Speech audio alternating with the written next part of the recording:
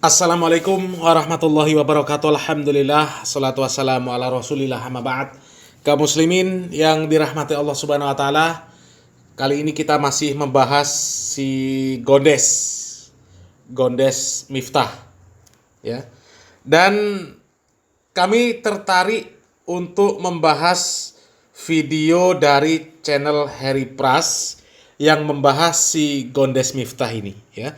Komentar-komentar dari Harry Pras untuk si Gondes ini ternyata menohok juga, ya. Coba kita simak dulu cuplikan dari video Harry Pras. Kali ini saya memiliki pembahasan mengenai Gus Miftah yang akhir-akhir ini sangat gencar dia untuk mempromosikan salah satu paslon, salah paslon presiden yang kemarin-kemarinnya telah diakui oleh Pak Miftah ini. Ngaku dia, kaya kiai ne Pak Prabowo. Ngaku-ngaku kiai, ngaku-ngaku Gus, ngaku-ngaku ulama, ngaku-ngaku ustadz, mengaku paham agama, tetapi malah akhlaknya sedemikian rupa juga. Masuk ke tempat diskotik, ngasih uang ke laundry katanya atau apa itu. Dan di sini juga dia pernah nyepil harga Allah 200.000 sejam katanya. Kok tahu? Apa sempat dialog dengan laundry? Ya Allah, atau gimana? Di sini sangat gencar dia. Meskipun seperti Ustadz Abdul Somad, seperti siapalah itu ulama-ulama yang diulamakan, mereka juga punya pilihan masing-masing ya teman-teman. Ustadz Abdul Somad ke pasangan nomor 1. Terus siapa namanya ini? Pak Miftah ini ke pasangan nomor 2. Terus Fuad Pleret, Kiai Imad dan kawan-kawan ke 03. Ya, semua masuk ke golongan politik sudah. Yang satu sudah diwajibkan melalui syariat kalau dia harus menang jadi pilpres. Karena kalau dia tidak menang, hancur Indonesia. Siapa itu yang ngomong? Dari pasangan nomor 1. Allah. Terus yang nomor 2. Ini juga sedemikian rupa ini Miftah ini. Pak Miftah menyatakan pembelaannya yang membabi buta terhadap siapa? Pasangan nomor 2. Terus yang ketiga. Siapa lagi itu? Orang-orang halu sufi halu itu. Saya tidak mengatakan semua sufi halu, hanya sufi yang sedemikian rupa ini yang halu. Saya diutus Nabi Khidir. Nenek siapa itu? Nenek itu dirawat, dibesarkan oleh Nabi Khidir katanya. Dari dia bayi dirawat Nabi Khidir. Sampai di urusan politik Nabi Khidir ikut andil. Ngutus Fuad Pleret. Pak Ganjar harus menang. Kalau gak menang Indonesia hancur kalau dikuasai 01. Semua punya hal-hal halu sedemikian rupa. Tapi di sini saya akan fokus kepada nomor 2. Karena kemarin saya sudah membahas 01, kemarin juga saya sudah membahas 03, sekarang 02. Yang dimana Gus Miftah ini ditampar keras oleh beberapa orang, beberapa santri, beberapa influencer juga, yang katanya Gus Miftah ini bukan ulama, fokus saja ke politik katanya. Mau dijadikan apa namanya sama Prabowo kalau jadi Menteri Agama. Dagelan model apa ini? Dagelan model bagaimana ini? Sampai orang seperti ini mau dijadikan Menteri Agama. Agama apa? Geram saya. Nah, memang orang-orang yang ditokohkan, ya, disebut sebagai Gus, Ustadz, Kiai, itu ada semua di masing-masing pasangan capres, ya. Ada semua. Tapi kenapa kemudian si Miftah ini menjadi orang yang paling rame, paling banyak dibahas, paling banyak dikomentari oleh orang, ya? Karena Miftah ini orang yang paling vokal, ya. Coba, UAS jelas punya dukungan, ya. Para Habib punya dukungan, si Pleret punya dukungan juga. Tapi nggak ada yang sampai kayak si Miftah ini, ya.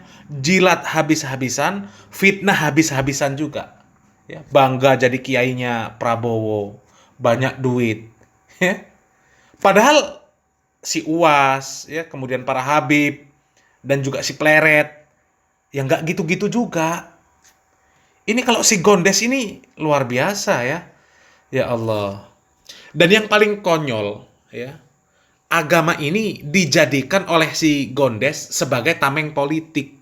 Ini yang paling konyol, yang paling banyak dibahas, dan yang paling banyak disoroti, ya.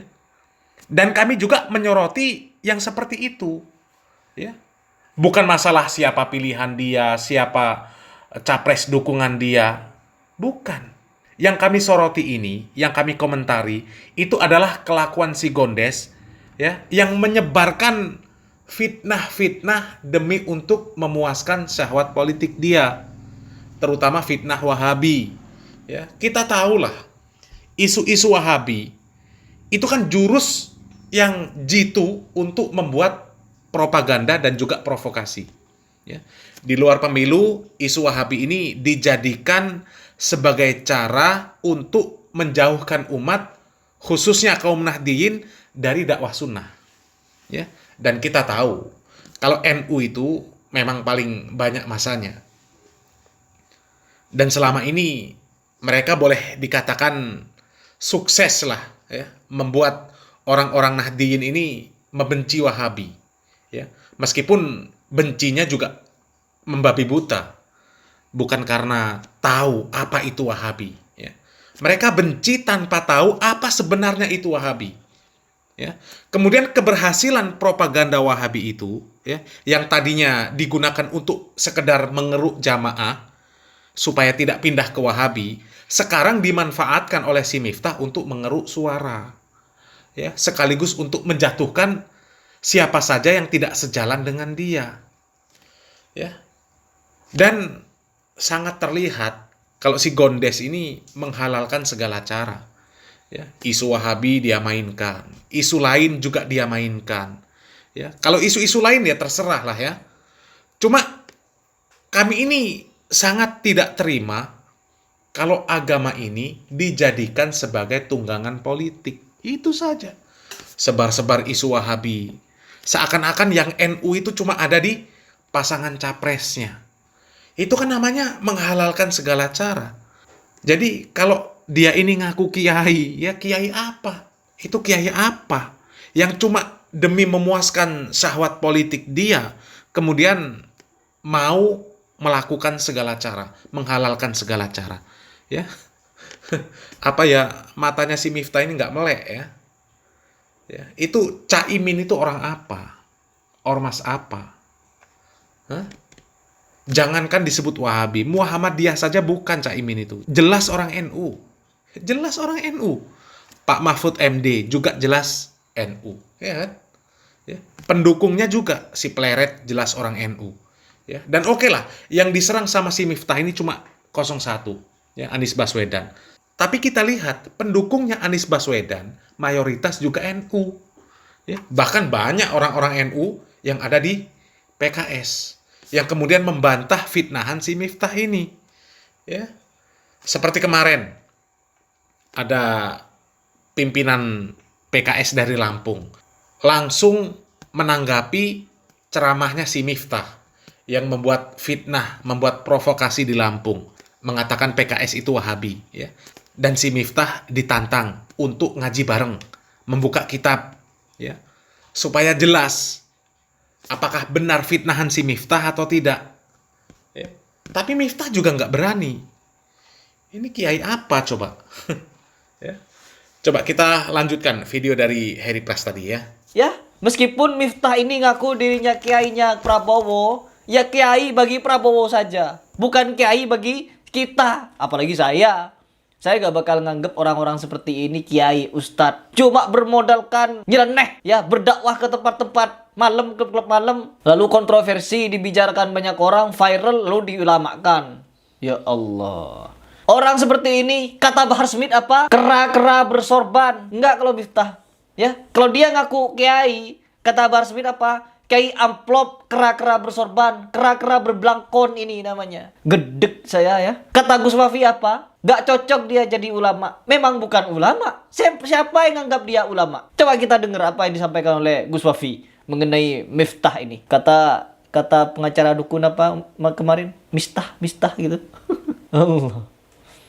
Nah, begitu dong Gus Miftah. Jadi Gus Miftah ini saya sangat sepakat, sangat setuju.